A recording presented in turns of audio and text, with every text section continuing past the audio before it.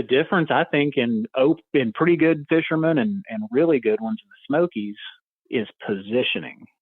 Positioning yourself to one where you're not going to spook the fish, but where you can get that good drift. And sometimes, stepping a foot to the left can make all the difference in the world. And I know just guiding a lot of people, I can teach people to read water pretty quickly, where the fish are going to be and things like that. But learning how to kind of maneuver and position yourself always takes a little bit longer. But it seems like when that clicks, people start to catch a lot of fish. Welcome to the Destination Angler Podcast, the podcast for anglers who travel. And I'm your host, Steve Haig. We go right to the source, the local guides and experts, to build your knowledge of top fishing locations around North America. It's a big world out there. Now go and fish it. I'm going away for a while, but I'll be back soon. Whoa, whoa. Hey listeners, thanks for tuning in. Our show today is brought to you by J.P. Ross Fly Rods, makers of happiness, one fly rod at a time. Get outside and simply fish. You can join in the conversation with the Destination Angler on Facebook and Instagram, where we post pictures of all the destinations and top fly picks from our guests. Be sure to tag your buddies. You won't want to miss our upcoming shows. Next episode, we head to the Cumberland River and the tailwater below Wolf Creek Dam. These waters routinely produce giant trout, including the state record rainbow and brown trout. And how about the Rio Grande River in northern New Mexico? This is an unpressured numbers fishery that should be on every angler's bucket list. And later on, we're headed to the Catskills and the world-famous beaver kill and the birthplace of American dry fly fishing, where I interview a local legend, Joe Rist, of Trout Town Flies. And be sure to backcast to catch the last episode on the Elk River in British Columbia with Spencer Shea, Kootenai Fly Shop. The Elk is a classic cutthroat freestone stream known for gorgeous scenery and miles of pristine wadable water and some of the best dry fly fishing in the West. Spencer covers the elk from top to bottom and how he chases snotty cuts in gin clear water. You'll get a kick out of Spencer, who the locals call Mountain Pig. Today our destination is Backcountry Brook Trout in Smoky Mountain National Park, and our guest is Rob Fightmaster Fly Fishing, and I'm not making that name up.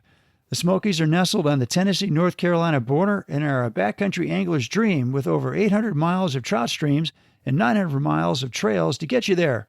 The scenery is amazing, with the higher elevations holding native brook trout and the lower elevations with good populations of wild rainbows and browns. You might be thinking the Smokies can be a little crowded, and you'd be right. However, as you'll learn today, with a little hiking, you can put 95% of angler pressure in the rearview mirror. A little bit about Rob. He's a 30-year veteran in the fly fishing industry and has been a commercial fly tyer, managed fishing programs at award-winning lodges, was named one of the South's best fishing guides by Garden & Gun magazine, has been featured in USA Today, Southern Living, Forbes, Fly Fishing America, and a number of local and regional publications and programs. He's a former fly fishing columnist for the Contemporary Sportsman, author of the Smoky Mountain and Southern Appalachian Hatch Guide, and speaker at numerous shows and clubs in the Southeast and the Midwest. Currently, he's head instructor for Little River Outfitters Fly Fishing School and a self-described mountain guide specializing in backcountry angling in and around the park. And lucky for us, Rob's here to give us the lowdown on how to go remote to chase brookies in one of America's most beautiful places. Rob, welcome to the show. Thank you so much for having me. Yeah, really excited to have you on here to talk about backcountry fishing in the Smoky Mountains. So let's just start with the region. So what is it about this region of the world that just makes it so special and unique? Well, Steve, there's always just that indescribable quality of a place that obviously I can't describe, but there's just something kind of magic about the Smokies. It's a very unique fishery, just one, in that it's essentially a tropical rainforest, but located here in the East Tennessee mountains. So there's a lushness to it, and really just the age of the place itself is will kind of blow you away. I mean, these are some of the oldest mountains in the world. So the geology and a lot of things that I just don't understand, but can truly appreciate just by looking around. Yeah. Yeah, that sounds amazing. And there are tons of wild brook trout streams in the park, correct? That is correct. That's kind of the other unique thing about the Smokies, at least in this part of the country, is that it is 100% wild trout. Most fisheries in the southeast are going to be hatchery supported, but everything in the park is a wild trout, no stocking at all. And then up in the higher elevations, you have native brook trout that have been there, well, since the last ice age. Yeah, oh, that's exciting. Well, can you kind of give us a picture of the fishing opportunities in and around the park? Like kind of break down the major sections for us, if you could. Yeah, the Smokies is split in half. Kind of half of it is in North Carolina, half of it is in Tennessee, and everything kind of obviously starts at the top of the mountain and drains down. And you've got the major watersheds are the Little River watershed, Abrams Creek, Pigeon River. That's more on the Tennessee side. Over on the North Carolina side, there's the Oconaluftee, Cataloochee.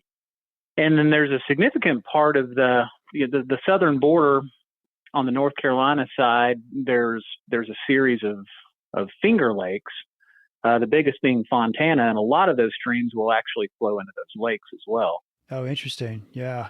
Well, the last time I was in the Smokies, I guess backpacking was way back in college, and I can remember trying to get up to Klingman's Dome, and the road up there was closed. And we asked the guy, well, why is it closed? It was a little cloudy where we were. He says, well, there's a snowstorm going on up there. Right. And this is in April, and they wouldn't let us up there. They said they're getting like 6 to 8 inches of snow, and it was super dangerous. And we're like, okay. But and that stuck with me, that in the East, we've got elevations, what is it, 6,000, 7,000 feet for the highest point out there. But the weather can really change at these different elevations, can't it? It absolutely can, and certainly snow in April is not common, but it's not unheard of. Like you said, up at those higher elevations, anything can happen. I think I've seen snow as late as May around here, but definitely the exception, not the rule. Yeah, and you're probably not doing a whole lot of fishing on top of Klingman's Dome, I wouldn't think, are you? Exactly. Yeah, if you were a few thousand feet down lower, you'd probably been in pretty good shape. Okay. So some of those major river systems you just mentioned, are those worth checking out, or are those pretty much going to be, super crowded, would you say? Those are all very good fisheries. In the Smokies, we've got, there's approximately 2,000 miles of streams, and they deem that about 800 miles of those are fishable. Okay. And some of them are right beside a road. Some of them are right beside a trail, and some of them are neither. You can get about as remote as you want to in the Smokies, but those main watersheds, most of those are going to be, like Little River proper, the Pigeon proper, that sort of thing, are going to be down lower and are probably going to be more of a roadside access. Not all of them are, some of them are trail, but so they are going to get a little bit more pressure. But they're very good fisheries at the right time of year. Lower down, they're going to be a little bit warmer in the summer, and fishing's going to be fairly marginal during the summer months on those lower elevations. But if you follow them up the trail, they just kind of get better and better and less fished, and then you've just got countless tributaries that flow into each one of them, and all of them hold fish. Okay, so typically as maybe a backpacker or a do-it-yourself angler, can I just head up those drainages and I'm going to find fish as I start heading up those tributaries?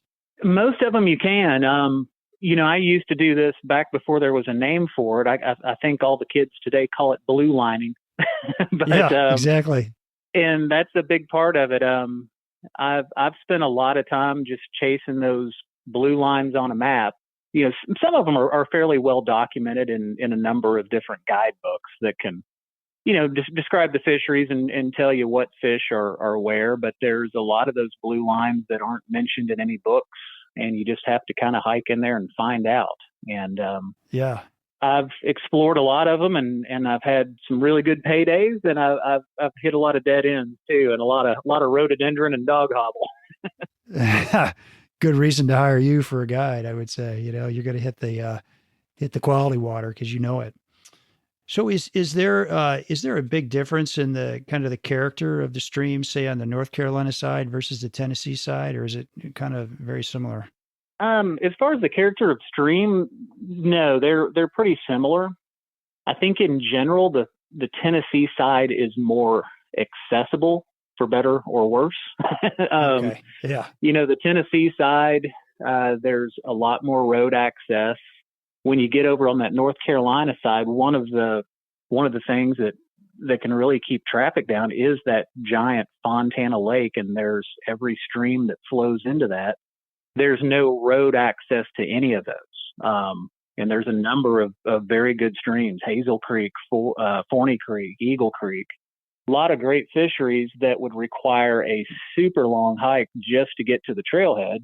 Or what a lot of people will do is the Fontana Marina will offer shuttle service and take you across the lake by boat and drop you off and pick me up Thursday at 3 kind of thing. So anyway, the numbers are significantly lower as far as tourists and that sort of thing on the North Carolina side.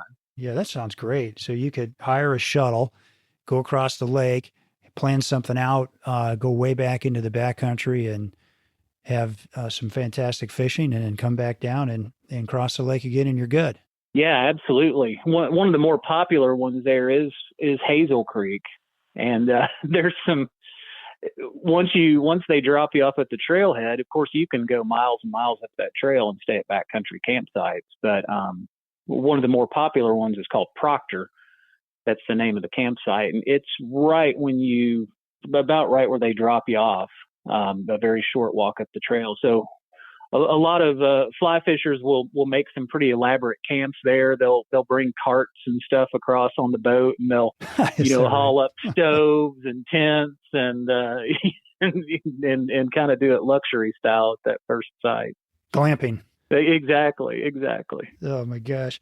Is it hard to get campsites? I read that you could only reserve them like 2 weeks in advance.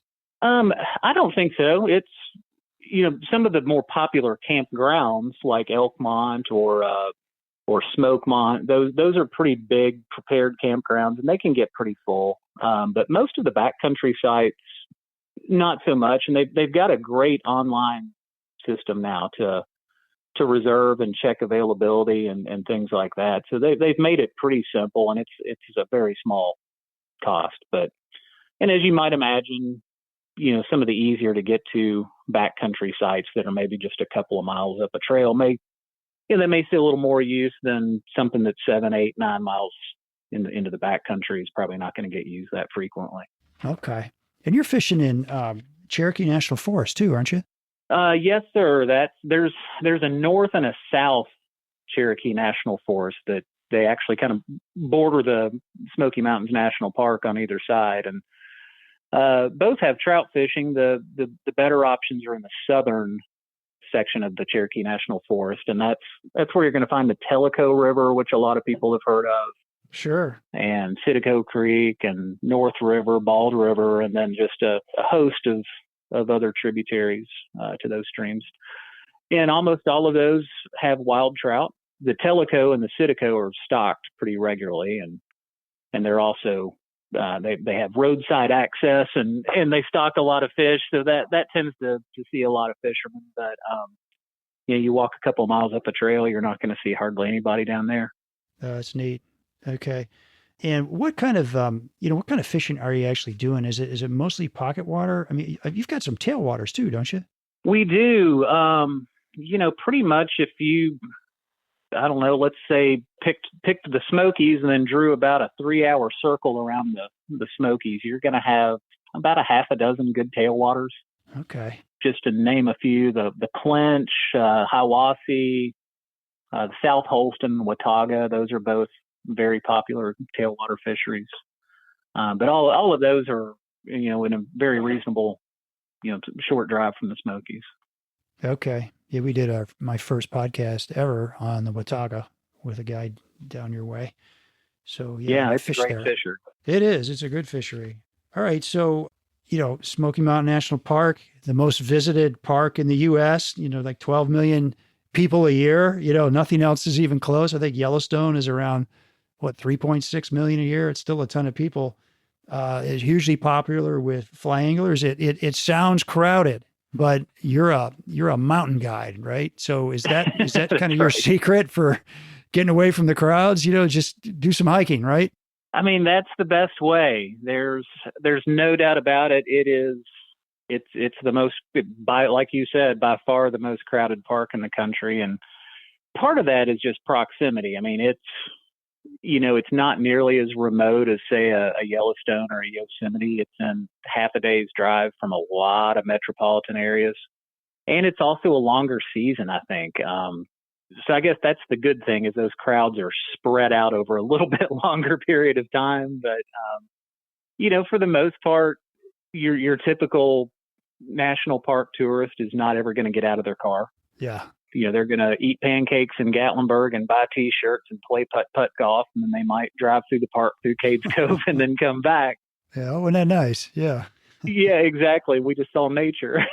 But right. Yeah, we experienced it. you get a few more that are, that's part of the issues with some of those roadside streams, is not fishing pressure as much. But if you're fishing Little River by the road, you just never know when a family of five is gonna pull off and come down and start skipping rocks, and their dog's gonna go start swimming around and everything. So the fishing pressure isn't nearly as bad as just kind of the passing tourist. But I got you. But yeah, like you said, most of those folks aren't going to get far from the car, and then the ones that hike usually don't go too far. If you hike 2 miles up a trail, you're going to leave, I'd say 85 to 90% of fishermen behind, and you put in 4 or 5 miles, you're probably off on your own. You're on your own. Oh, that's great. And with the size of the park, boy, that's a lot of real estate just left for the guy who wants to go back in there and do some remote fishing. Yeah, exactly. And if you do run into anybody back there, it's usually somebody you don't mind running into. It's a like-minded person. Yeah, great point.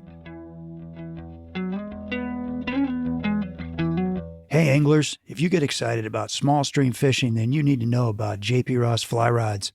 If being outside nurtures your soul, if holding a fish of any size is like gold to you, if you believe that a fly rod should be a reflection of yourself and what you love, then you need to know about JP Ross fly rods. JP Ross produces many types of handmade fly rods, over 7,000 since 1997, but they are best known for their small stream collection and their passion for building relationships with their customers to help them be happy by being outside. I had a chance to fish one of these gems recently in Michigan and was blown away with its performance, beauty, and effortless casting. JP Ross himself was featured on my recent podcast on the Adirondacks, so check that out when you get a minute. And you can check out JP Ross Fly Rods at, you guessed it, jprossflyrods.com. Be sure to mention coupon code HAPPYFISH to receive $50 off any rod purchase. Like I always say, if you know how many fly rods you have, you don't have enough. So put a smile on your face and pick up a JP Ross fly rod before your next trip. Get outside and simply fish. So how would you say, we were talking about this a couple of weeks ago when we first talked, but how would you say some of the western mountain streams compare to the streams in the Smokies? Well, I mean, probably one of the biggest things is just what creates these streams. I don't want to speak out of turn for western rivers, but my experience out west is the vast majority of those rivers come from snowmelt. So, when you're going to have high water, when you're going to have low water, things like that are somewhat predictable, whereas these are all rainfall driven. So they can fluctuate significantly. And while we do have times of the year that are a little wetter and drier, typically, I mean, at any time of the year, you could get a huge rain that comes in and, spikes the water levels up 3 or 4 feet. And so they change quite a bit as far as the water levels go. And that can play a big role in what the fish are doing and where they are, and if you can even fish the streams, if it's even safe. Oh, interesting. But then compared to, compared to some of the bigger rivers out west, certainly these are smaller streams. They're tighter streams. Every one of these streams, the reason that they have trout in them in the first place is a little bit because of elevation and a big part because of all the tree canopy. So these are really thick, lush streams, and you're as a fly fisher, if you haven't been acquainted with rhododendron, you will after fishing in the Smokies a little bit. Yeah. So that certainly brings in some other techniques that you may not use when you're fishing those more open rivers. Yeah. So are you doing, like, what kinds of casts are you having to execute in the Smokies, like a bow and arrow cast, roll cast, those kinds of things? Yeah, do a lot of very short casts. Distance is not really a thing here. Usually, occasionally you'll run into that big pool where you've got to throw a little more distance, but it's way more about accuracy and line control. So, roll cast, a little thing called a circle cast, which is kind of in the roll cast family. We use that a lot. And in the tighter areas, absolutely the bow and arrow cast, and that's one that I couldn't even guess how many people I've taught how to bow and arrow cast, and they all love it. It's just kind of a cool cast to put your fly in some really tight areas, and it's an easier cast than most people think it is. Yeah, absolutely. Yeah, I think Joe Humphreys is one of those guys that talks about mastering the brush, and the bow and arrow cast is a super important cast for him. And you fished with Joe, right? I fished with Joe, a couple times. I mean, I don't want it to sound like Joe and I are best buddies going on fishing trips together. But we'd hosted him down here, and he did some classes, and I assisted him on a couple of those classes, and then we fished a day together. And aside from that, I've read all of his books and videos. Joe, I don't know that I have any fly fishing heroes, but if I did, Joe Humphreys would be one for sure. He'd be one of them. Well, lucky you to spend some time with Joe. That's pretty cool. Yeah, he's just a wealth of knowledge, and I mean, I'd say hands down the best fisherman I've ever fished with. He's just really impressive to watch. No kidding. Yeah, I think you were telling me that he was doing a demo and brought in a 17-inch brown during the demo. Exactly.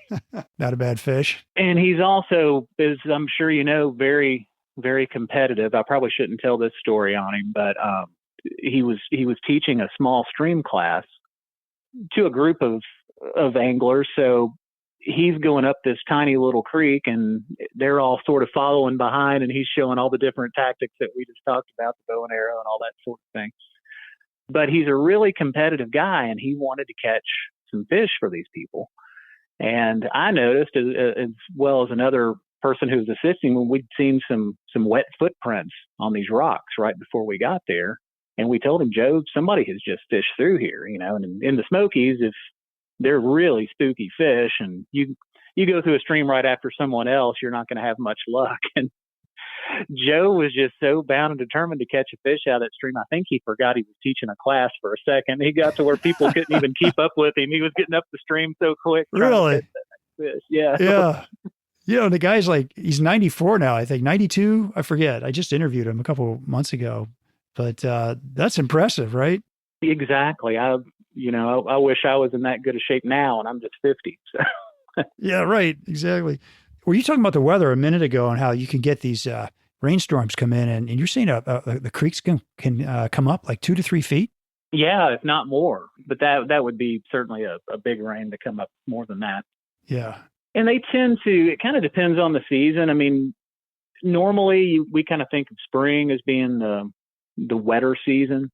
And if you're just getting a lot of rain and you get that big surge from a rain, the rivers can stay up for a while because there's really no place for the water to go. Yeah. This time of year in the summertime, it's usually quite a bit drier. And even if you get a big rain that spikes the water levels, typically by the next day or 2 days, it's dropped back to normal. So they can rise and fall pretty quickly. Right. And if you've got rivers that are coming up that much, you're really kind of stuck, aren't you, in terms of mobility? I mean, you can't really cross those streams, I would think. It'd be kind of hard. Yeah. I mean, when they're at those kind of levels, they're just, not only are they not productive to fish, they're just not safe to be in. They're not even safe. Yeah. And if you kind of know your way around, there's a few smaller streams that are, have less gradient that might still fish okay in high water events. But, sometimes you just get so much rain that even those aren't going to fish, and you just have to, make that tough call of, sorry, we can't go today.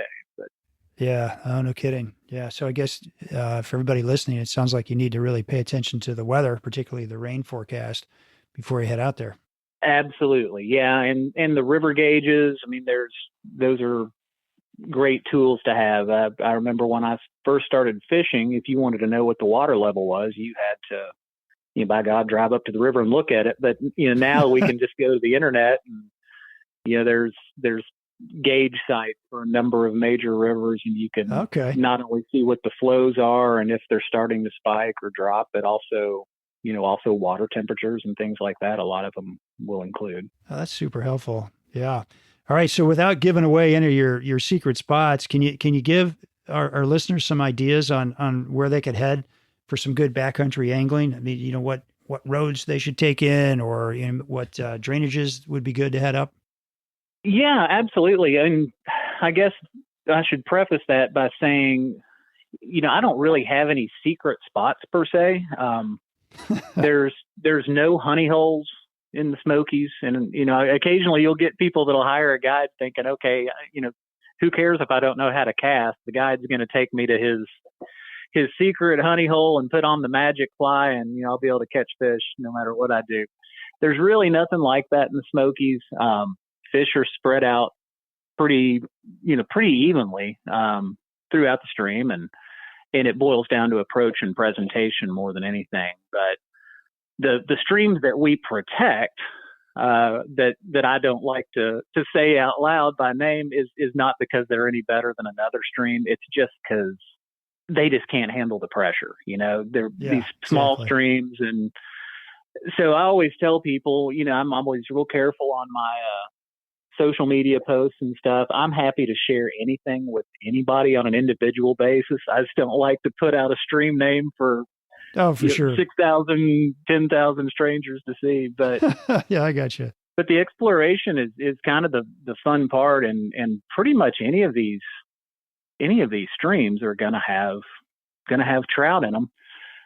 Little River is probably one of the biggest river systems on the Tennessee side, and it is roadside up the east prong. We should probably cover that too. I've never heard that term used any place outside of southern Appalachia, but first thing you're going to notice if you look at a map of the Smokies is everything is a prong. There's the east prong of Little River, the west prong, the middle prong, and they use that like most people use branch or fork. Okay. But like the east prong of Little River, the road follows it from Townsend all the way up to Elkmont Campground, but then a trail picks it up, and that trail would follow Little River for about 5 miles before the trail just kind of dead ends. But any of that river, and that's pretty easy hiking too. It's not a real steep, strenuous hike. But then once you kind of look at a map, you could stick to Little River, but you'll also notice a number of tributaries that start coming in at 3 and 4 and 5 miles up. And, okay. Some of those have trails that follow them. Some of them don't. Sometimes you've got to come back down the stream that you went up if there's not a trail that follows it. There you go. But that one's always worth mentioning just because about 4 miles up, there's a backcountry campsite that kind of puts you, right on Little River and right near a bunch of those tributaries. And that's a wonderful place to start. Oh, neat. But even, a lot of those streams we mentioned that flow into Fontana Lake, Hazel Creek, for instance, that trail is going to follow Hazel Creek for 10 or 12 miles. But you start looking at the map, there's just streams that come into it from every side. And, any of those you can kind of wander up and get as remote as you want to. Okay. Do waterfalls, block fish from moving up and down the stream? And you said that they're pretty evenly distributed throughout the park, but talk about elevation and elevation changes and how that affects the fishing, or does it? Yeah, elevation it makes a huge difference. And it's probably related mostly to water temperature, at least from my perspective. Water temperature is kind of everything. It determines if they're going to feed, when they're going to feed, where they're going to feed, or if they can even live there. And I'm sure a lot of your listeners know this, but for wild trout, kind of ideal water temperature is upper 50s to low 60s. Typically, the farther below 50 degrees you go, the metabolism just changes on the fish, and they take longer to digest food. They don't require as much food, and it's almost like they're in a hibernation stage, so they just don't do much feeding. So if you came and fished the Smokies in January and the water temperature was 38 degrees, it really wouldn't matter, what fly you had on or how good you were. You're going to struggle to catch fish just because they're not feeding. And then on the other end of the spectrum, 68 is kind of the high side of reasonable. You start getting above 68, you've got lethargic fish. You get into the 70s for extended periods of time, they just suffocate and they can't live there. Yeah. So around here and in Tennessee, we're in the South, so we can get some pretty warm summers. And a lot of times, in the middle of summer, those lower elevation streams, they're just borderline at best. They're right there in the upper 60s. But yeah, this isn't an exact science, but for every 1,000 feet of elevation you gain, you lose about 4 degrees water temperature. Okay. So that can be good or bad, depending on what time of year it is. But in the middle of the summer, when nothing else is fishing, if you're willing to hike and get up to those higher elevation streams, water temperature is perfect. Okay. What is the elevation of a higher elevation stream? Well, typically, most of the streams above 4,000 feet of elevation are going to be so small and so tight and such a trickle that even if they've got fish in them, most people don't want to fish them. They're just so small. So I kind of consider 4,000 feet and below. Okay. And you've got some rainbow and brown trout fisheries too, right? Like what elevation would you start hitting them?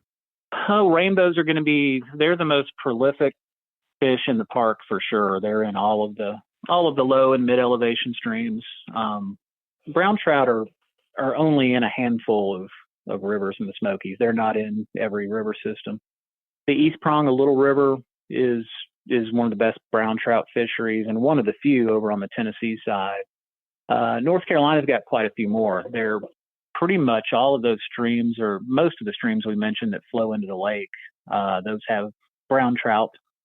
Oconaluftie's got brown trout. Cataloochie's got brown trout. I don't know how the North Carolina side got all these brown trout, but they've definitely got more than we do on this side of the mountain. Do they? Okay. And then one stream in particular, Deep Creek, is, in my opinion, best brown trout fishery in the Smokies. But they've done so well there that they've actually surpassed rainbows. So Deep Creek is more than 50% brown trout now. That's fun. And you can get some bigger fish there on brown trout, I'm assuming. Is that right? Brown trout definitely get considerably bigger than the rainbows and the brook trout. And it's really just kind of based on what they eat.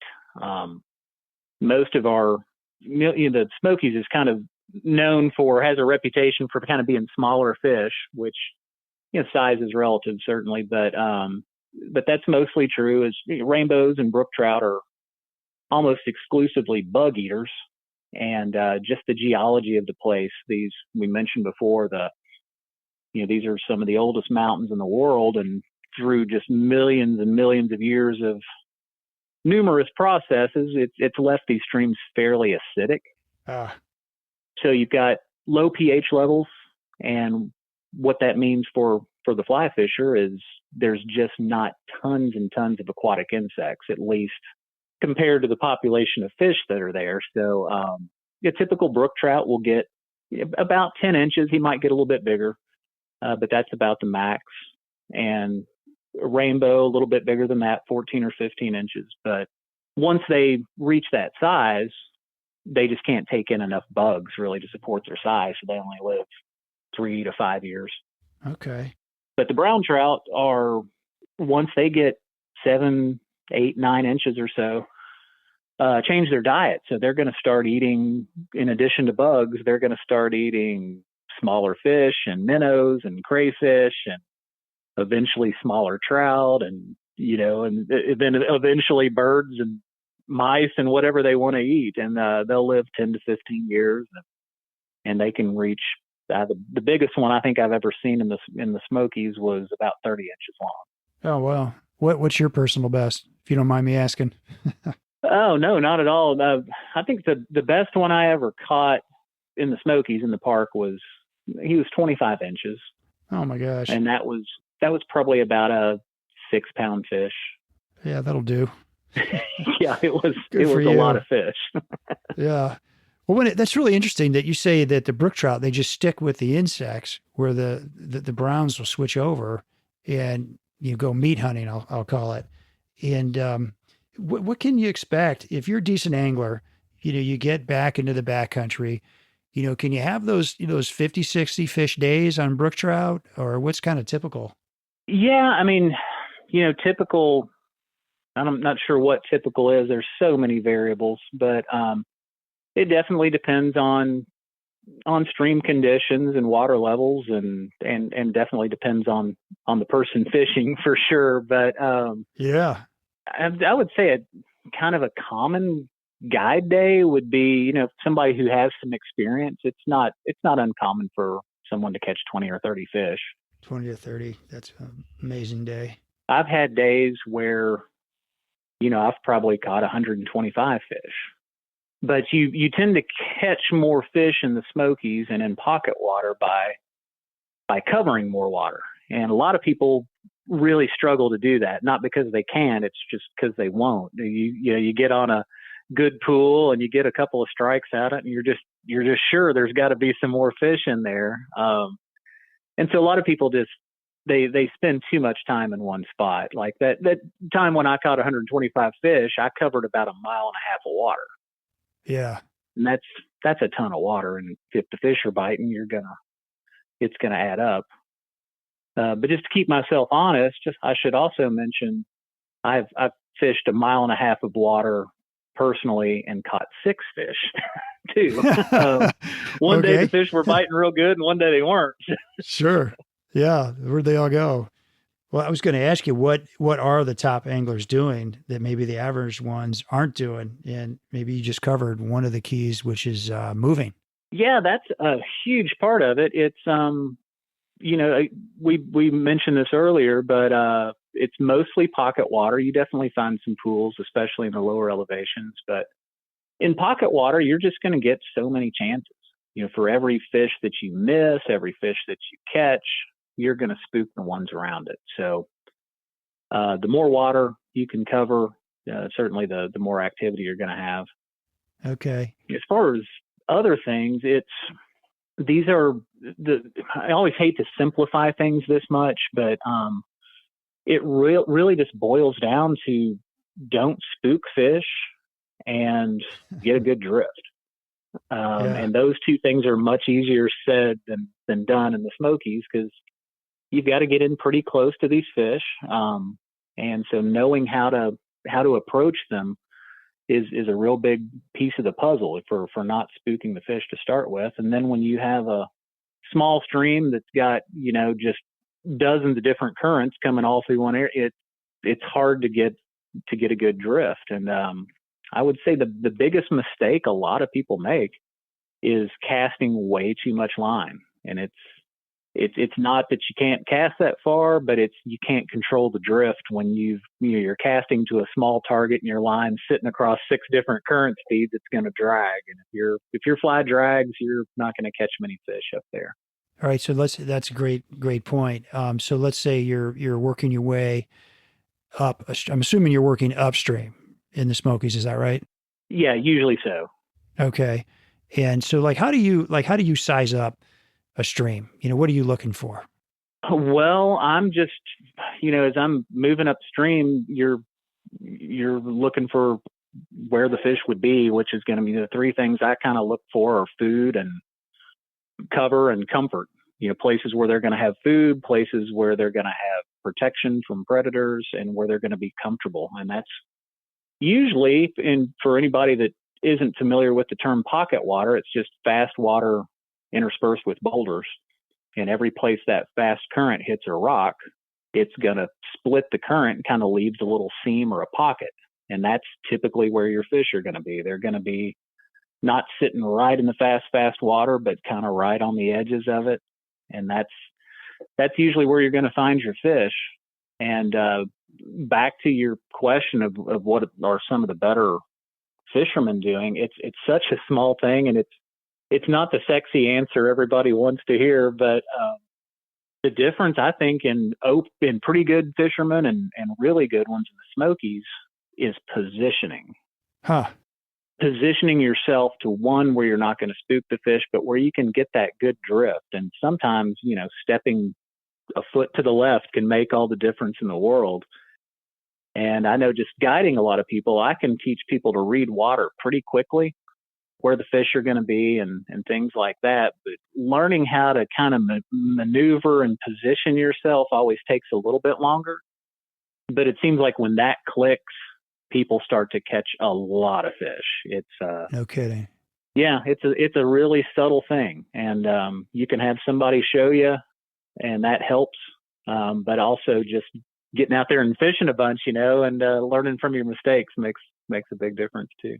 Great points, Rob. I find when I'm wading like a real rocky bottom stream and maybe the rocks are super slippery, I get a little lazy, and I don't reposition because it's a pain. Right? You're trying to move and it's hard to walk. And is that the case in the Smokies, or is it pretty easy to get around for the most part? I don't think anybody's ever described it as easy to get around, unfortunately.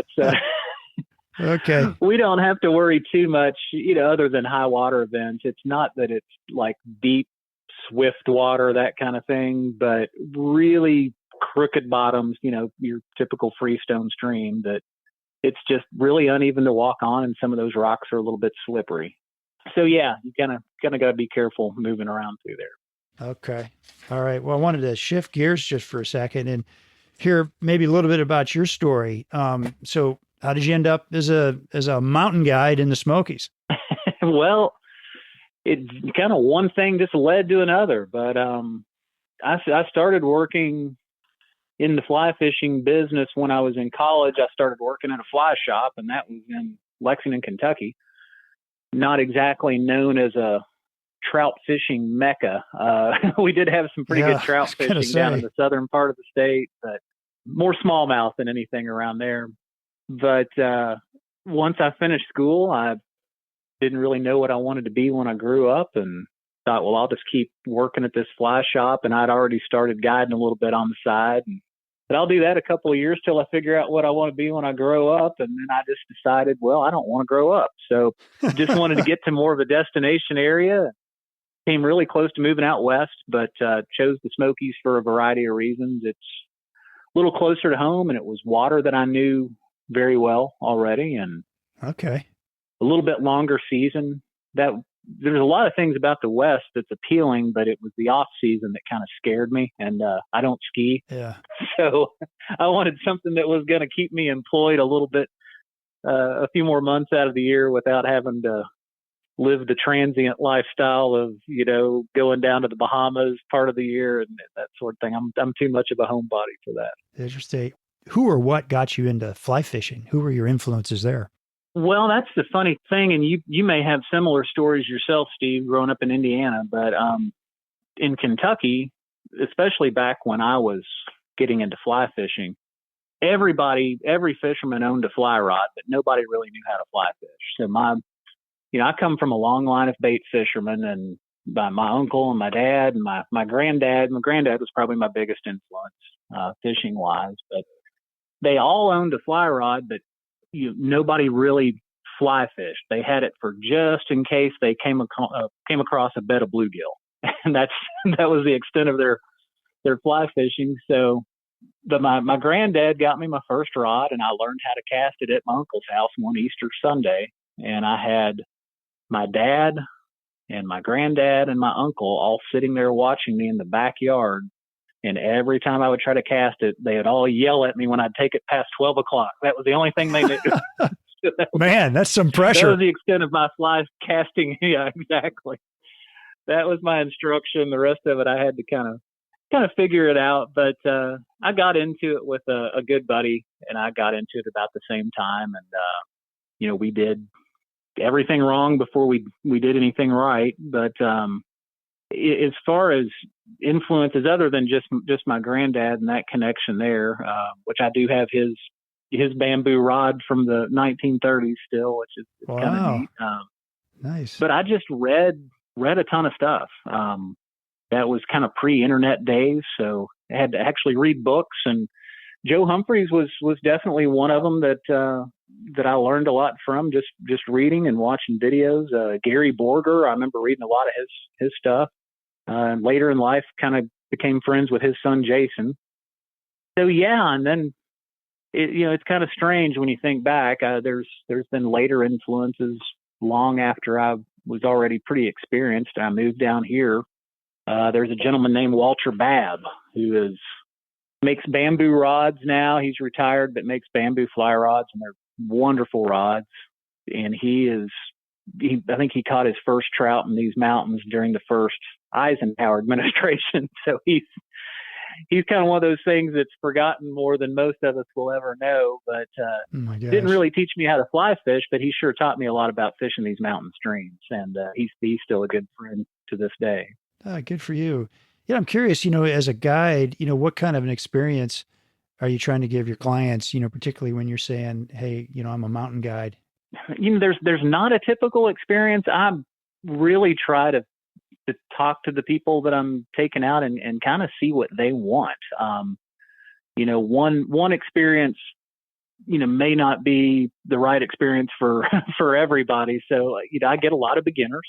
And if you're a beginner, trying to take you 6 miles up a backcountry stream probably doesn't make a lot of sense if your main focus needs to be, learning how to cast and, and doing all those other things. And certainly if you're maybe not in the best of shape or, maybe getting up there in years, taking you on a big long hike or taking you into a stream that's really hard to wade doesn't make a lot of sense. So I really just try to talk to the people that I'm taking and sort of figure out what are their goals and limitations and abilities. And we sort of try to customize each trip to that. Oh, that's cool. I'm kind of curious, taking a lot of beginners out there. Do you get a lot of, I'll call them kind of crazy questions about fly fishing in the Smokies? There are no shortage of crazy questions. The craziest is probably this lady I had from New York who, I won't get into the details of it. It's a really long story, but she, you could tell, hadn't been out of the city too many times. And she was just kind of out of her element. And I kind of knew that on the phone. And I actually tried to talk her out of coming, but she came anyway. And she really just couldn't wade. And she didn't want to wade. And she was obsessed with all the rocks. There's the small rocks in the stream, of course, but then these just giant boulders everywhere. And, after kind of driving around the park, she finally said, the rocks, oh my God, the rocks, there's so many of them. And then she looks at me and she says, where did they even come from? Oh, wow. And I just kind of smiled. And then there was that pause like, oh, she's expecting an answer to that question. Yeah, you can, yeah. So yeah, I wasn't sure exactly how to answer that one, but yeah. Well, did she catch any fish? That's my question for you, right? She managed to catch one or two. There you go. She okay. Was, she was a long day, but yeah. And I would have to say, probably one of my favorites too. I tell this story all the time, and the fish in the Smokies are just notoriously hard to catch. I mean, even when you kind of figure out techniques, I fish for trout all over the country, and I'm yet to find one that hits and spits a fly faster than a Smoky mountain trout. So if you come to fish the Smokies, you're going to miss strikes. Just go on and kind of accept that in your heart. It's going to happen. Oh, no kidding. No matter how good you are. And the more you fish up there, the less you miss. But I had a beginner out one day who was actually having a great morning as far as activity. He was catching on pretty quickly, and he was just getting hit left and right, but he kept missing the strikes. And my gosh, he's probably missed 25 strikes at this point. And, every time he would, I'm teaching him. So every few strikes, I'd say, well, you want to do this, or make sure you keep this slack out, or, whatever, just giving him tips along the way. Thought we were on the same page until about midway through the morning, he just says, well, I don't know how these fish even survive. And I said, what are you talking about? He said, well, they're missing the real thing too. And I looked at him, I said, what are you talking about? Oh, and he man. said, well, they're bound to be missing the real food too if they're missing my fly this much. And That's I hilarious. said, they're not missing, you are. What made it worse is we go to the next pool and he cast 4 times in there that we could see rising fish. He threw 4 casts in there, missed 4 strikes, and looked at me and said, do you think we should try a different fly? Oh, boy. Oh, my gosh. Are you typically casting to rising trout? Like, what are you, when you're scoping out a stream, is that something you're looking for? It depends where you are and what time of year. We mentioned earlier we have a great diversity of aquatic insects, but there's just not big numbers of many of them. There's a couple of bigger hatches, but usually, it's pretty opportunistic fish. And when you're fishing backcountry pocket water, you're just not usually going to see big hatches. And consequently, you don't really need to worry a whole lot about matching a hatch. I mean, you want something that looks kind of what they're going to be seeing that time of year, but it is more approach and presentation. Okay. But if you get down, in the spring on, say, lower Little River alongside the road where you've got those longer, slower pools and it's a little bigger water, a little better hatches, especially in the spring, absolutely you could find pools of rising fish and they might get a little more selective than they would 4 miles up a trail just because they're fished for a lot more. And you're doing a lot of Euro nymphing too, right? A lot of Euro nymphing? Yeah. You can. Yeah. I always think it's kind of funny is that trend has developed. Folks have been fishing like that in the mountains, in these mountains for decades. The same gentleman who I mentioned earlier, Walter Babb, was nymph fishing that exact same method back in the 50s and 60s, and he learned from his dad. So wow, there really is nothing new under the sun. I mean, there's definitely newer gear for Euro nymphing that makes it easier and better, but the methods and stuff that they were using were exactly the same, and he kind of showed me how to do it. And it's definitely an effective way for fishing these park streams. Just when you have so much volume of water and then that depth can fluctuate so much. If you just kind of lock yourself into a strike indicator and a bead head, you're most of the time not deep enough or you're too deep, and being able to kind of control that depth through high sticking type techniques is really effective. I'm curious with Euro nymphing, when you've got all these boulders on the bottom of a stream, how do you keep from, how do you stay in the bottom yet keep from getting hung up all the time? Well, I can only answer to how I do it, and there may be some specialized parts of Euro nymphing that I don't know, but typically when I'm fishing like that, you're getting in closer and you're using those currents to hide you. So a lot of times, as long as you're not wearing a bright orange hat and a white t-shirt and waving your arms around, you can get in pretty close to the fish and have that current between you and the other side. So mostly I'm high sticking. Okay. And then you can kind of read the bottom. And so if you cast up to the top of a run, it might be a little shallower, and then it deepens out as you get into the middle of the run, and then it might shallow out again at the tail. You can keep the rod a little bit higher coming through the shallow part, and then you can drop it a little bit as it comes through the deeper part, and then raise it again as you come back out of that run, and you're always keeping those nymphs kind of right near the bottom. Yeah, okay. Interesting. When I learned how to do it, we called it straight line nymphing or short line nymphing.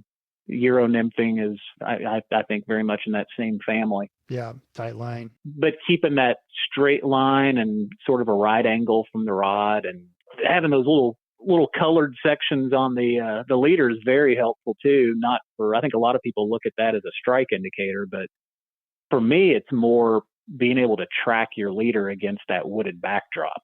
You can see if it's slack or see how deep it is by how close the colored section is to the water. Things like that is usually what I'm looking for. What are you typically taking up there into the backcountry in terms of, rod weight and length and tippets and whatnot? Yeah, you can get as specialized as you want on this stuff. At the end of the day, it's not tarpon fishing, so it's not like you've got to have a 12 weight or, it doesn't have to Doesn't have to be that specialized, but in general, a longer rod, like a 10-foot, 11-foot rod, will give you a great advantage as far as being able to reach over currents, because that's what you're doing a good part of the day. But it's gonna really limit you when you get into some tighter areas. And on the other end of the spectrum, if you go up there with a 7.5-foot rod, you've got a big advantage in the tighter areas, but you kind of sacrifice some of that reach. Sure. So if you've kind of got a favorite method, and want to go with a longer or shorter rod, have at it. But as far as versatility, I would say like an 8.5-foot, 3 or 4 weight is going to be long enough to kind of give you the reach you're going to need most of the time. And it's going to be short enough to kind of maneuver around in the tighter areas. So nice. I like to fish as long a rod as I can get away with. But some of those little creeks up there, if you get into these, you get into some of these little tributaries of tributaries that are so choked in rhododendron, 6.5 feet may be as long of a rod as I can get away with in some of those. But most people don't fish those kind of places. Oh, interesting. Okay. So talk to me about what you're carrying in with you. So are you wading? Are you typically wet wading? Probably depends on water temps and the time of year. But what are you hauling up there with you? And what would you recommend people think about as they're heading into the backcountry, maybe even for a couple of days versus a day trip? Sure. And yeah, you're exactly right. It sort of depends on water temperature, time of year, as far as wet wading goes. I guess everybody's got their own tolerance, but I typically start taking the waders off maybe first or second week of May, and then I'm wet wading until probably first or second week of October. I'm starting to put waders back on. Oh, okay. I tend to be over prepared. Just ask my wife; she makes fun of me all the stuff I take with me. But but I've always decided I didn't want to be the guy stranded up there looking for help. I'd rather be the person that's ready to help somebody else. So my pack, I've got I always in the backcountry have got a first aid kit of some sort. I've got some way of starting a fire. I just try to think of everything that could possibly go wrong and try to kind of be prepared. It's not like I'm taking a whole backpack full of camping gear or anything, but something where I could make a little temporary shelter and a fire if I needed to. Okay. When I wet wade, a lot of people wet wade in shorts, which is fine. I wear long, quick dry pants just because you're not always in the creek. You spend just as much time, cutting back and forth through the woods from trail to creek and climbing over rocks and poison ivy and you name it. I just kind of like having that extra leg protection. Yeah. And I'm also a big believer in wading boots. I've seen a whole lot of folks that go up there and wet wade in chacos or various types of sandals, and more power to you if that's working for you. But I like something that's going to give me a little bit of ankle support. You're constantly shuffling around those creeks. You're going to be banging your toes into rocks all day long. And then anytime I've ever tried to wade in chacos, I always manage to get those little bitty pebbles right between my chacos and my foot. Yeah, exactly. Yeah, that's no fun. So I am not in favor of that. I like a traditional wading boot. Do you have a brand or a style of wading boot that you like that's maybe a little lighter than some of the ones that we might use down low? Yeah, that's the thing. I'm tough on wading boots, as you might imagine. I do this couple 100 days a year, and it's almost all wading. So I go through wading boots pretty quickly. And that's always the trade-off. It seems like the lighter boots are not quite as durable, and the durable boots are a little bit heavy. So I'm usually kind of looking for something in between, and I've worn a little bit of everything. I like the Sims guide boot is probably the closest thing to in between I've been really happy with. Chota is a company that makes a really good wading boot as well. I think it's they've changed these model names around. It's either the STL or the STL Plus is kind of a nice, not too heavy, but still pretty durable. Those would probably be my two favorite boots. I kind of like these Corkers boots with the interchangeable soles, at least the concept of them. Yeah. because I do prefer felts, which is still legal here as far as traction on these streams, but it's nice. You can hike in your wading boots and the rubber soles and get up there and pop your felt soles on. And so that's kind of a nice little feature as well, and less that you have to carry. Yeah. I mean, do you usually, hike in with, your running shoes or hiking boots and then switch into wading boots? It sounds like you're wearing your wading boots the whole way in on the hike. Everybody's kind of got their own way of doing that. For me, it depends on how late in the season it is and how far the hike is. Usually if I'm just going to hike a mile or two, I'm probably just going to wear the wading boots in and out. If I start getting into those longer hikes, 4 or 5 miles, yeah, I'm probably going to just carry them in and put them on when I get up there. Okay. And just going to say, a lot of times later in the season, after I've just done that day after day after day, that walking out in wet feet just kind of takes its toll on you. and then I start. Now you get the chakras out for the ride home. Dry socks and yeah, exactly. Hiking out in the hiking shoes. So. Yeah. Yeah. What about, do you wear a chest pack along with a backpack so you're constantly mobile, or are you kind of putting your stuff down, fishing the stream, picking it up, moving up a little bit? How are you handling that? I carry everything with me. Okay. And mainly, sort of back to what we mentioned before, to be effective up here, you really want to cover water. So I don't stay in one place very long, so I don't want to have to fish a couple of pockets and then backtrack and grab my pack, that sort of thing. So I wear everything with me, other than, if I did have a pair of hiking boots or something that I wasn't going to need with me on the creek, I might hide those in the woods and grab them on the way back out. But anything that I'm going to need, whether it's lunch or, leaders or flies and, anything like that, I'm going to carry with me. I always, any of the backcountry stuff I've done, I've always had a little backpack on, like a book bag size backpack, and then I have something in front of me, like a lanyard or some kind of a chest pack for all my fly fishing gear. So I don't have to set down my backpack, rummage around in it, find my fly box, get it out. It's all right in front of me. And same as you, just staying mobile has been really helpful to be successful. I don't know. That's a great system. And I kind of do the same. I use something called a Richardson chest fly box, which are really neat, custom built things. They're out of Bellefonte, Pennsylvania. But so that sits on my chest, and it's got all my tippet, all my flies, my floating, all that sort of thing. And then I've got, like you said, just a little day pack that's got water and food and any other essentials like the first aid kit and that kind of thing. Yeah. Do you see many bears up there? Well, yes and no. I mean, it's not a everyday occurrence, and it kind of depends on the season. I mean, they're definitely there. Make no mistake about it. It's I think the Smokies has the densest bear population in the eastern United States for black bears. But most years, if their food crop is really good, you don't see that many bears.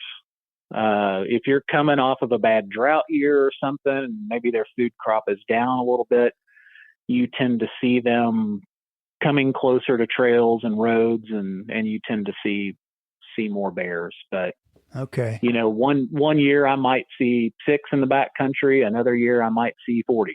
It just kind of depends on how things go. But they're usually pretty eager to stay out of your way. Yeah. Do you carry bear spray?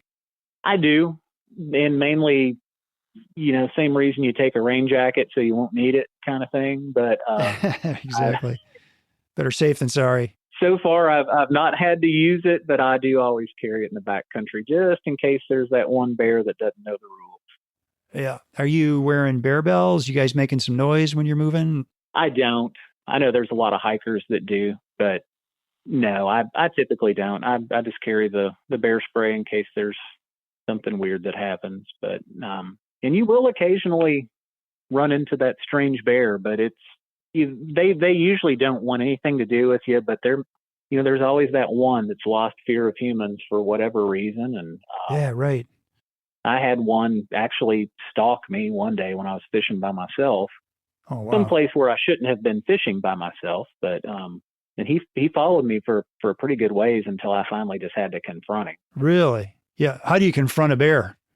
Well, I did something that you're probably not supposed to do, but I was coming out of a tributary that doesn't have a trail on it, crawling around through the brush and stuff. And when I was coming out of there, I felt like I was being followed, and anyway, every time I turned around, I didn't see anything. And I finally got out to the main stream and worked up it a little ways. And here came that bear following me up the creek. So I just wanted to give him space. So I would move to the other side of the creek so that he could go up that other side. Yeah. And every time I switched over, he switched with me, and he just kept following me back and forth. That's not good. So I had the bear spray out, and I was probably about 15 yards from him, and I just decided, I'm not going to have this bear follow me all day up the creek. And I kind of did the old classic redneck bar move, where you spread your arms out and yell at the bear. And okay, when they say you should make noise and yell and that sort of thing and look big, but when that wasn't working, I actually took a pretty aggressive step toward him and thought, well, if that doesn't work, I'm going to hit him with the bear spray, which I didn't want to do. But when I took that really aggressive step toward him, he turned and ran. Oh, he did. Okay. So fortunately that worked out, and I didn't have to use the bear spray, and had to hike out on pretty wobbly legs, but otherwise it turned out okay. Yeah. Who knew you're a scary guy to a bear? I guess so. He didn't know you're such a nice guy, did he? Well, the funny thing about him too was he had a tag in each ear, which told me he was a repeat offender. Yeah. Oh my gosh. So I it's actually like reported that bear to the Park Service too, just so they knew. Oh my gosh. Well, before we sign off here, I did want to ask you what your top fly patterns were, and size, colors, anything about fishing them in particular. Yeah, sure thing. It, like most places, it varies with season. But I learned something kind of neat. I'd noticed this for years, just fishing, but I guess never thought about it as much as I should until I talked to an actual aquatic entomologist. And I assume this happens every place and not just the Smokies, but fish aren't the only things that eat these bugs that hatch off. Birds are big predators of mayflies and caddisflies and stoneflies. And, but I've noticed these color trends over the years, and I asked this aquatic entomologist about it. And he said, well, yeah, they are naturally camouflaged against birds. So they tend to blend in with whatever the foliage is at that time of year. And you can definitely see that play out in the Smokies in the very early season, like early spring, before any of the trees have bloomed in. I'm fishing a lot of dark patterns. They're blending in with that actual wood. So, grays and olives and blacks. Something like a parachute Adams is just a great all-around fly in the Smokies, and especially in that early spring when they're looking at darker stuff. And then as the leaves kind of start coming in, trees are filling in, you've got most of what hatches off is going to be yellow. So yellows or greens and things like that. So like right now, we've got sulfurs hatching, we've got little yellow Sally stoneflies hatching, we've got golden stones hatching. So everything that comes off tends to be in that kind of yellowish color, and that's a great that makes sense color during the summer. So most of your flies this time of year, as far as dry flies, yellow stimulators, a yellow Adams, there's a great fly called a never sink caddis. That's a good one. And then as you get into fall, it's kind of the same thing. You tend to see more tans and rusts. And so when you're in a fishery that doesn't usually have huge hatches of one bug, a lot of times that's good enough, kind of being in that right size and color profile, until you get on some of those real technical waters down low. So yeah, for pocket water fishing, I do a lot of dry fly dropper stuff. Yep. So as silly as it sounds, I like my dry fly to be one that I can see well and it's going to float really well. How about that? In those rougher waters. So yeah, fish a lot of foam stuff for dry flies up there, and then dropped off the back, you pick your favorite general nymph, pheasant tail, hare's ear, princess, all that kind of stuff works pretty well here. What sizes should people have in their box? It varies a little bit through the season, but most of your flies in the Smokies are going to be in that 16 to 12 range. Pretty good size. Just generally speaking. Yeah, pretty decent size.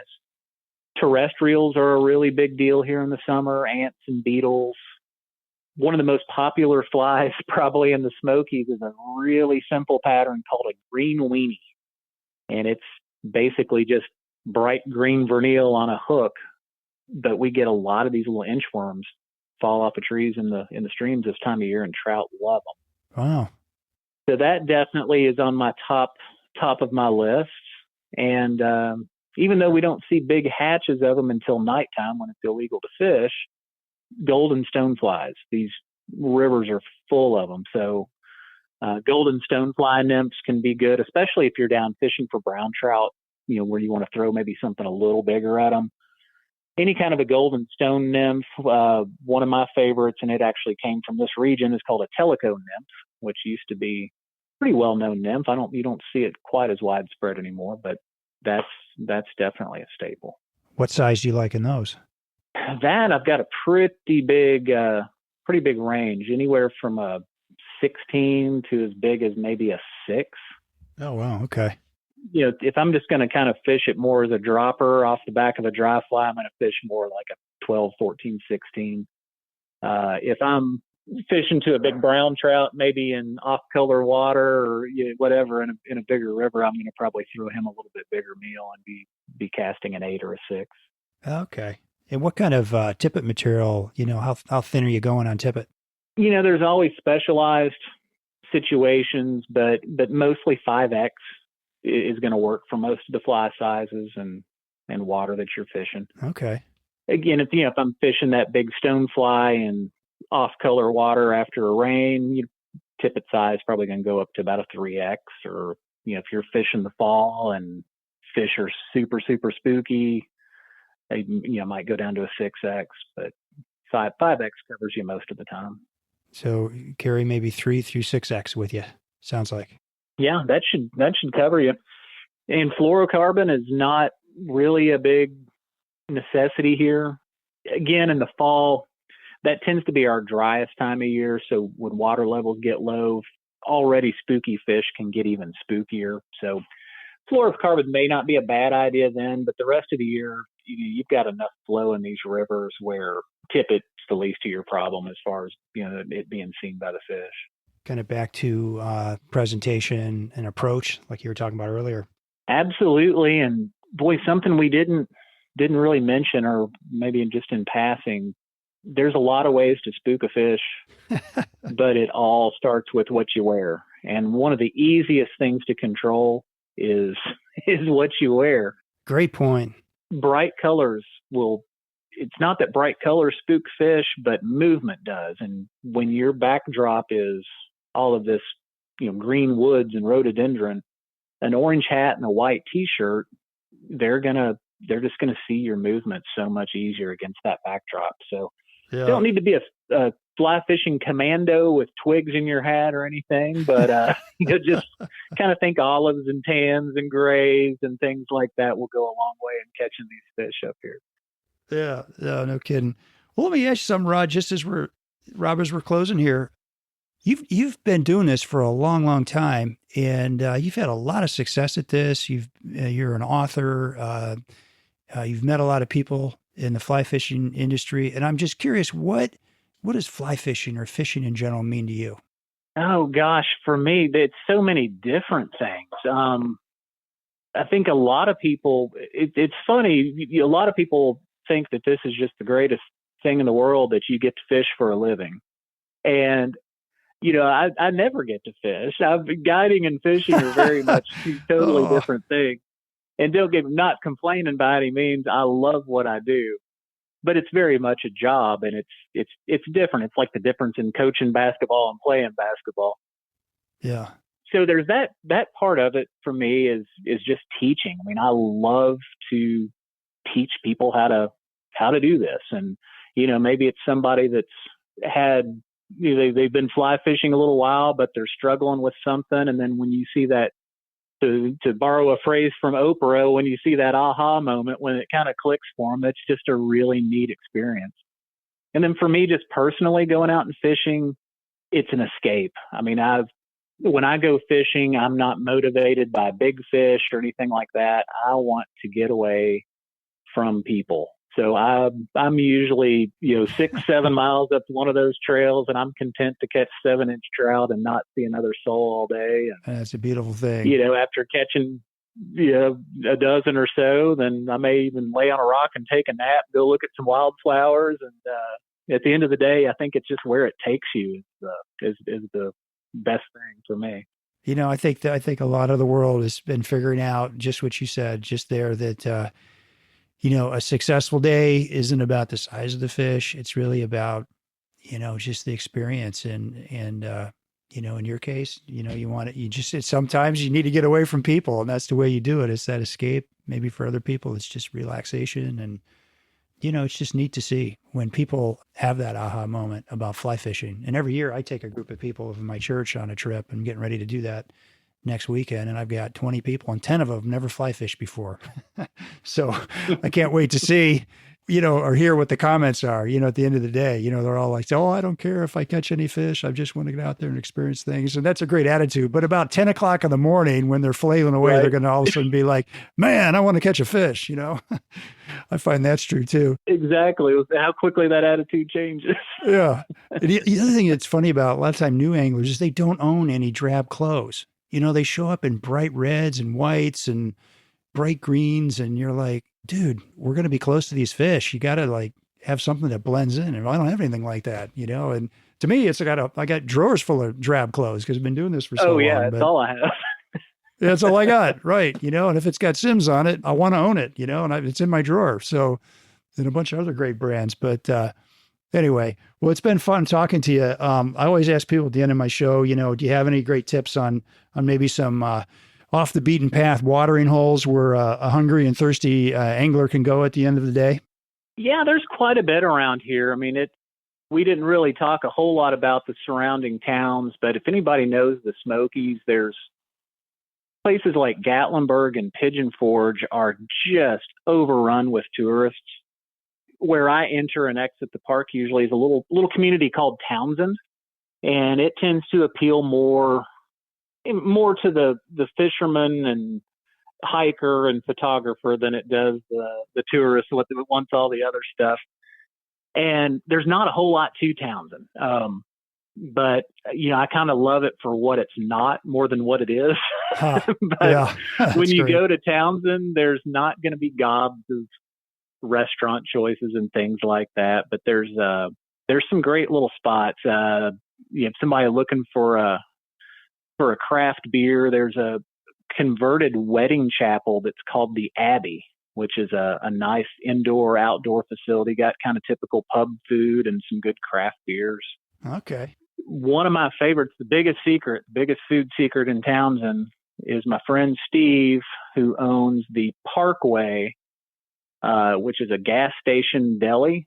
It's the Gulf Station. Great place to grab a biscuit in the morning on your way to the river. They make great biscuits, and they've got the greatest chili slaw dogs there too, if you're not too worried about your health. Those are some fantastic places. And then 25 minutes up the road, you've got Maryville, which has some great breweries and restaurants. And then Knoxville's only about 45 minutes away. So you can kind of get anything you would want to without having to get too caught up in the mess of Gatlinburg. Very good. Yeah. All right, Rob, are there any fly shops in the area that could be, really nice resources for people? Absolutely. There's a great shop right in Townsend called Little River Outfitters Fly Shop. They've been there for, at least 25 years, but have anything and everything you would need, and just a really good bunch of guys.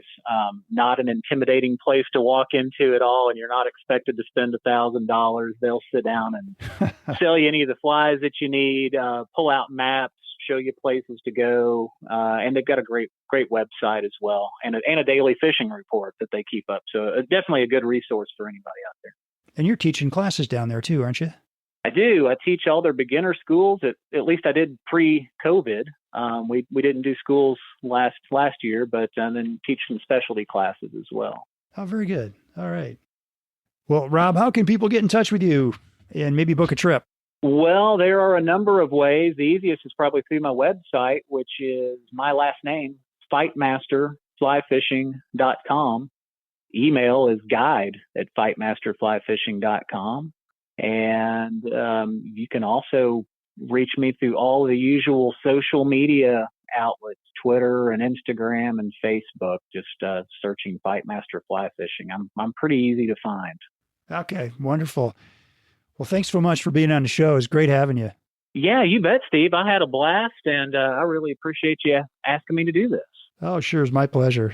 Super grateful for you doing this. And I wish you extraordinary success in all your fly fishing adventures to follow. And thank you, folks, for listening. We'll be sure to post all of Rob's contact info, and maybe we could even get some pictures of those favorite flies of his to put out on the Destination Angler Facebook and Instagram sites. You can always DM me or email me with comments and suggestions at shaig50, that's 50 at gmail.com. As always, our music is by our Brothers Fountain, a great little band out of Colorado. We hope you enjoyed the show, and we will see you again soon. Well, I'll go from the land to the shining sea. But I know there's more to life than what the eye can see.